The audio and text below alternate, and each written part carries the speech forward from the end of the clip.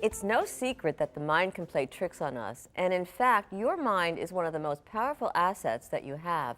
That's why it's so important to know how to manage the thoughts that are streaming in your head. To let us in on how to do that is the author of 13 Things Mentally Strong People Don't Do. Welcome via Skype, Amy Morin. Hi, Amy, how are you? I'm great. Thanks for having me. Great to have you. 13 things that people should not do. Firstly, what does it mean to have mental strength? Mental strength, it's really a three-pronged approach. It's about regulating your thoughts so that your thoughts are not overly negative, but also not overly positive. It's figuring out how do you think realistically. And the second part is figuring out how do you control your emotions so that your emotions don't control you. And finally, the third part is choosing to behave productively despite whatever circumstances you find yourself in. So it's important to have those three tools, I'll say, to yourself. But oftentimes, many of us have emotions that really kind of rear their ugly heads and get us out of control. Can you give us one pointer to keep those emotions under check, Amy? Yeah, if you want to change how you feel, the two tricks are you have to change how you think and change how you behave. So often if we're feeling bad, our thoughts center around just ruminating and rehashing whatever event is going on that's making us feel bad. And so the trick can be just figuring out how do you change the channel, get up and go do something else to distract yourself so that you don't just keep thinking about it over and over again. So find a way to not focus on it, but shift your thinking, shift your attention, like you said, and move on so that you're not stuck, right? Exactly. What are some things that people should not do to help them get more mental strength?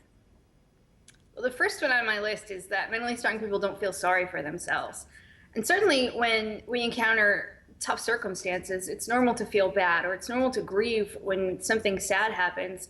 But feeling sorry for ourselves goes beyond that. It's really about focusing on how bad our life is and exaggerating our problems.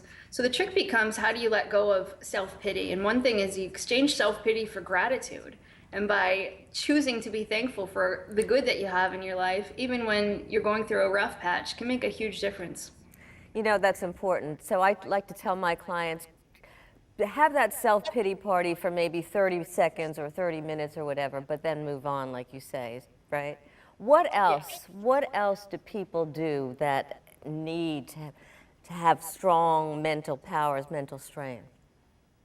Well, we only have so much power and energy in our life. And so the trick is don't give it away. Mentally strong people don't give away their power. And by that, I mean that you can't blame other people for how you think and feel and behave. And so somebody might say, well, my boss makes me feel bad. But the truth is, nobody can make you feel anything. They can influence how you feel, but they can't make you feel that way. And also, maybe somebody says, my boss makes me work late. But the truth is, your boss doesn't make you work late. Sure, there might be consequences if you choose to go home on time, but you're making that choice. And sometimes just simply switching your language to recognize the power and the choices that you have in life can really make a big difference. So you're saying we're giving our power away, not all the time, but too frequently, and take that power back. Absolutely. So what other habits do people have that decrease or take away from their mental strength or their mental power? Another one is that people often shy away from change. And the Oh, truth is, yeah. the world changes whether we want it to or not. And so our options are to either change with it or to resist that change. And figuring out how do you embrace change even when it's uncomfortable. And we really like our comfort zones and we try to stay stuck in our comfort zone as much as possible, but you won't grow there. And to figure out how do you learn to tolerate the discomfort associating with stepping outside your comfort zone. And the more that you do that, the more you'll gain confidence in your ability to handle that distress, and it gets easier over time. So how do we do that? Because change, like you said, change is an ever constant. It's not going to go away. And you live a life, and there are so many changes. Some are predictable, some are totally unpredictable, but they happen. What do we need to do with ourselves to make us be able to handle a particular shift that we're not used to?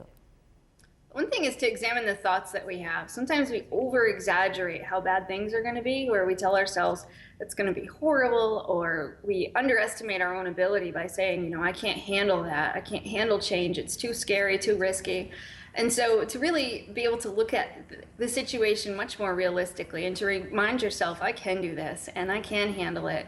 And then to do it anyway, and to give yourself confidence that even though something's anxiety provoking, nobody dies from anxiety. It's uncomfortable, but you can stand it. And the more that you practice that, the easier it gets.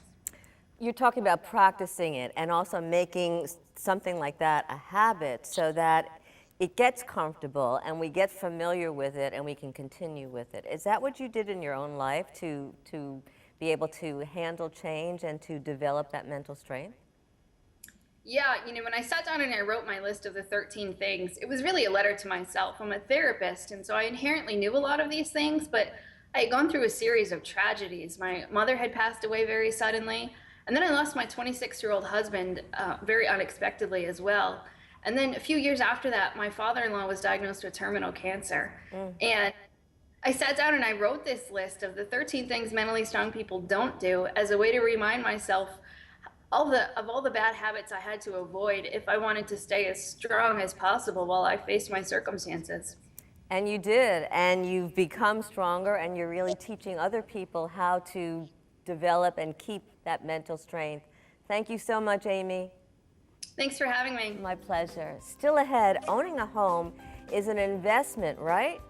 But so why are so many people dropping unnecessary money into their homes? Find out more when we return.